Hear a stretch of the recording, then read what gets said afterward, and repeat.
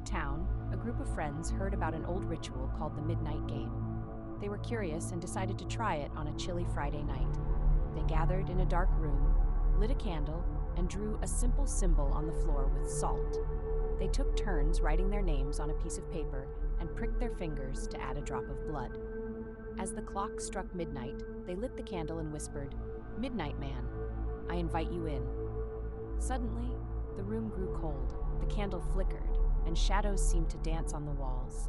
They were warned that if the candle went out, they had to immediately find a hiding spot until 3:33 a.m.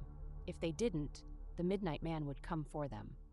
As the game began, they started hearing whispers and footsteps outside the room. One friend, Sarah, felt brave and left her hiding spot to check the hallway. The candle suddenly blew out, plunging the house into darkness. Panic set in as they scrambled to find a place to hide. In the chaos, they lost track of each other. Mark found a closet and squeezed inside, heart racing. He heard Sarah's voice, but it sounded distant and distorted. "Help me," she cried, but it didn't sound like her.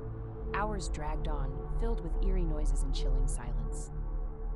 When the clock finally struck 3:33 a.m., Mark cautiously emerged from the closet. The house was empty. The candle had burned down completely, leaving nothing but melted wax. Desperate, he searched for his friends. One by one, he found their belongings scattered around the house, but there was no sign of them. Just as he felt the weight of despair, he heard a faint whisper, "You shouldn't have played." With dread creeping up his spine, Mark realized they were never coming back.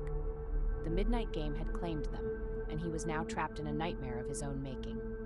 As dawn broke, he sat alone, knowing that he would never escape the game.